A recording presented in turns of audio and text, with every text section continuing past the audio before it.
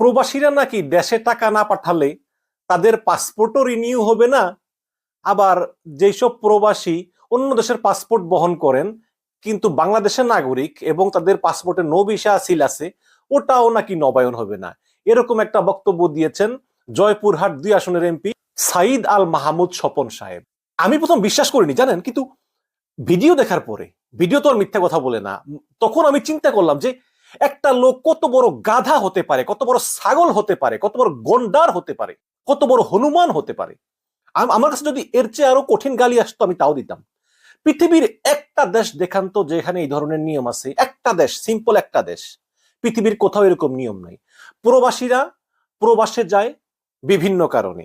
আমাদের বাংলাদেশের প্রবাসীর বেশিরভাগ প্রবাসীরাই বিদেশে যায় টাকা ইনকাম করে ফ্যামিলিকে পাঠানোর জন্য, বিশেষ করে মধ্যপ্রাচ্যে। তারা সেখানে দিনে দিন খেয়ে না খেয়ে অনেক কষ্ট করে টাকা পয়সা পাঠায়, যেটার চিত্র কিন্তু অন্য দেশে ভিন্ন। যেমন যুক্তরাজ্যেরও কিন্তু অনেক লোক প্রবাসে থাকে। হ্যাঁ, এই যুক্তরাজ্যের কিন্তু বহু সাদা চামড়ার যে ইংরেজরা আছে তারা মধ্যপ্রাচ্যে কাজ করে, মধ্যপ্রাচ্যে বিভিন্ন বড় বড় কোম্পানিতে। তারা কিন্তু টাকা দেশে পাঠায় না।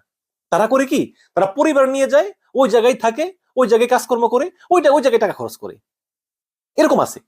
এখন আমাদের বাংলাদেশেও কিন্তু অনেকে আছে যারা একটু উপরের লেভেলে জব করে এবং যারা পরিবার নিয়ে থাকে।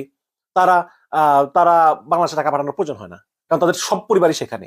আমি এই যুক্তরাজ্যে অনেক সিলেটি পরিবারকে চিনি যারা 2-3 পুরুষ ধরে ইংল্যান্ডে বসবাস করতেছে, বা তাদের কিন্তু বাংলাদেশের নাগরিকত্ব আছে, যেহেতু জন্মসূত্রে বাংলাদেশী।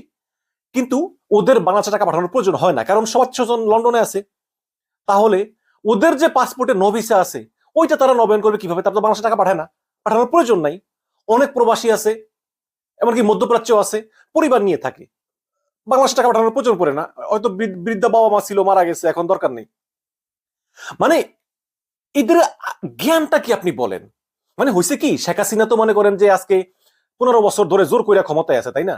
জোর কইরা ক্ষমতায় আছে, পুলিশ দিয়ে ক্ষমতায় আছে, মারপিট কইরা বিরোধীদেরকে নির্যাতন কইরা। এই সুযোগে কিছু এমপি আছে, মানে ওরা বছরের পর বছর, ওদের বিন্দু মাত্র যোগ্যতা নাই, কিন্তু ওরা বছরের পর বছর ওরা এমপি হয়ে যাচ্ছে। ওই যে সেই ওই ব্রিটিশ আমলের জমিদারি প্রথা ছিল না, ওরকম জমিদারি প্রথার মতো জমিদার আর জমিদার জমিদার। এদের না আছে জ্ঞান, না আছে বুদ্ধি, না আছে কারণ। না হলে একটা সুস্থ সম্পন্ন বিবেকবান মানুষ কিভাবে এই কথা বলতে পারে? আমার তো বিবেক নাই। টাকা প্রবাসীরা পাঠাবে আর তোমরা বসে বসে চুরি করবা। টাকা প্রবাসীরা পাঠাবে আর তোমাদের এমপি, ওই যে এমপি একজন আছে ভূমিমন্ত্রী সাইফুল নাকি, সে যুক্তরাজ্যে 267টা বাড়ি। যুক্তরাজ্যে একটা বাড়ির দামই তো ভাই 10-12 কোটি টাকা মিনিমাম। 267টা বাড়ি আছে তার। তারপরে তোমাদের এমপিরা চুরি করবে, তোমাদের পুলিশ চুরি করবে। বেনজির তো পুলিশ প্রধান চুরি করছে করছে। আবার এই যে গতকালকে দেখলাম এই যে আসাদুজ্জামান মিয়া ডিএমপি কমিশনার ছিল, তারও কয়েক হাজার কোটি টাকার মালিক। মানে তোমরা চুরি করবা আর প্রবাসীরা পাঠাবে না। প্রবাসীরা পাঠিয়েই তো করোনার সময় $48 বিলিয়ন রিমিটেন্স করেছিল। এখন এখন কি অবস্থা? সব লুটপাট করে শেষ করে দিয়েছে তোমাদের হাসিনা আর তোমরা। এই যে এমপি সাইদ আল মাহমুদ স্বপন সাহেব, ও হচ্ছে সবচেয়ে বড় চোর। আপনাদেরকে আমি প্রমাণ দেখাই। প্রথম আলোর খবর, হুইপ আবু সাইদের জমা ও বিনিয়োগ বেড়েছে 22 গুণেরও বেশি। এটা 12ই ডিসেম্বর 2023, মানে এই দামি নির্বাচনের আগের খবর। জাতীয় সংসদের হুইপ আবু সাইদ আল মাহমুদ স্বপনের গত 10 বছরে আয় অস্থাবর সম্পদ বেড়েছে কয়েক গুণ। দশম ও আসন্ন জাতীয় সংসদ নির্বাচনে তার দেওয়া হলফনামা বিশ্লেষণ করে তথ্য পাওয়া গেছে। আবু সাইদ 2014 সালে দশম জাতীয় সংসদ নির্বাচনে জয়পুরহাট 2, আক্কেলপুর, কালাই, খেতলাল আসনে প্রথমবারের মতো আওয়ামী লীগের সংসদ হন, মানে সেই বিনা ভোটে 14 সালে। দ্বাদশ সংসদ নির্বাচনে তিনি আসনে আওয়ামী লীগের প্রার্থী এবং তিনি আওয়ামী লীগের কেন্দ্রীয় সাংগঠনিক সম্পাদক। 10 বছরে আবু সাইদের বার্ষিক আয় লাখ থেকে কোটির গড়ে পৌঁছেছে। আয় বেড়েছে তার স্ত্রী ও নির্ভরশীলদের। 10 বছর আগে শেয়ার সহ নানা খাতে আবু সাইদের বিনিয়োগ ছিল 6,49,000। স্ত্রী ও তার উপর নির্ভরশীল কোনো বিনিয়োগ ছিল না। এখন শেয়ার বাজারেই তার 99,52,900 টাকা, স্ত্রী 43,29,100 টাকা, নির্ভরশীলদের নামে আরো 5 লক্ষ। এভাবে বহু আছে। মানে এটা পড়তে গেলে মানে সারা দিন লাগবে। 10 বছর স্ত্রীর নামে 3 লাখ টাকা মূল্যের 30%, নির্ভরশীলদের নামে 1,26,70,000 টাকার 374% জমি রয়েছে। 16,26,931 টাকা মূল্যের 74% জমি। পূর্বাচলে 21 লাখ টাকা মূল্যের 7 কাঠার প্লট, স্ত্রীর নামে 74% জমি। সাভারে 5%, বসুন্ধরা আবাসিক এলাকায় 75 লাখ টাকা বায়না দিছে, ওই জমির দাম হচ্ছে গিয়া 10 কোটি টাকা। নির্ভরশীলদের নামে জয়পুরহাটে 1.5 কোটি টাকা, ফ্ল্যাট কেনার জন্য 2,15,00,000 টাকা অগ্রিম দিয়েছেন।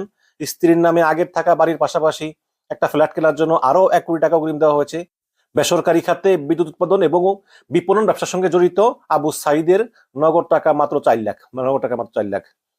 তিনি ব্যাংক থেকে ঋণ নিয়েছেন 764 কোটি টাকা, ব্যাংক থেকে ঋণ নিয়েছেন 764 কোটি টাকা। এবং তিনি কিন্তু বিদ্যুৎ খেকো, ওই যে আছে না, ওই যে কুইক রেন্টাল, এই কুইক রেন্টালের নামে যে ওই যে শেখ হাসিনা বিদ্যুৎ কিনে ওই যে বেসরকারি প্রাইভেট বিদ্যুৎ কোম্পানি থেকে যে বিদ্যুৎ কিনলেও পয়সা, না কিনলেও পয়সা, ওই যে ক্যাপাসিটি চার্জ দিতে হয় বসিয়ে বসিয়ে, উনি সেই ব্যবসার সঙ্গে যুক্ত।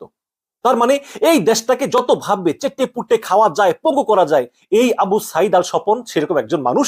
তিনি এখন বলতেছেন যে প্রবাসীরা রেমিটেন্স না পাঠালে প্রবাসীদের পাসপোর্ট নবায়ন হবে না, নো ভিসা রিনিউ হবে না। আরে বেটা, এইরকম দেশটাকে লুটে পুটে চেটে পুটে খেয়ে দেশটাকে একদম পঙ্গু করে দেওয়ার পরও কি তোর তৃপ্তি মিটে নাই? আরো চাস? শুধু কি তাই? আমি আরো দুর্নীতির খবর দেখাই। এটা হচ্ছে 2014 সালের খবর, যখন তিনি প্রথম সাংসদ হন।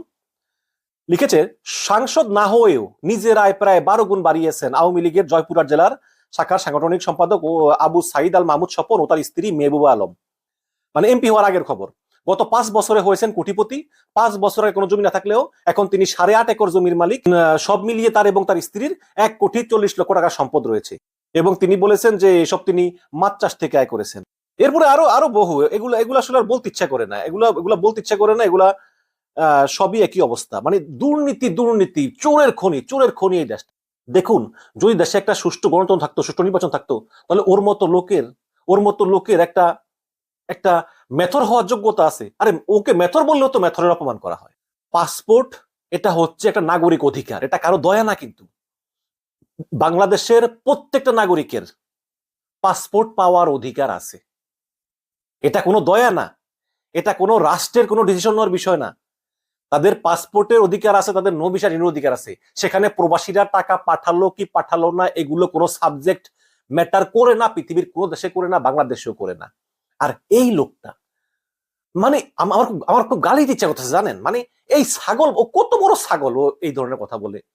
এবং এই হাসিনার পার্লামেন্টে প্রত্যেকটা লোক ছাগল, প্রত্যেকটা গাধা, প্রত্যেকটা গরু, প্রত্যেকটা লোক বানর। এদের না আছে কোনো যোগ্যতা, না আছে কোনো স্বাভাবিক চিন্তা করার ক্ষমতা, না আছে কোনো মনুষ্যত্ব। না হলে যেই এই কিছু আগের ঘটনা, মালয়েশিয়াতে কি একটা কাণ্ড ঘটে গেল। এই মালয়েশিয়া শ্রমবাজার নিয়ন্ত্রণ করে 4 জন এমপি, ওই যে লোটাস কামাল, তারপরে লেফটেন্যান্ট মাসুদুদ্দিন চৌধুরী, তারপরে একজন আছেন বেনজির আহমেদ ঢাকার আসনের এমপি, আরেকজন আছেন ফেনী সন্ত্রাসী নিজাম হাজারি। তারা এই যে সিন্ডিকেট করে কয়েক হাজার কোটি টাকা নিল, একটা কথা বলেছিস তুই বেটা ছাগল।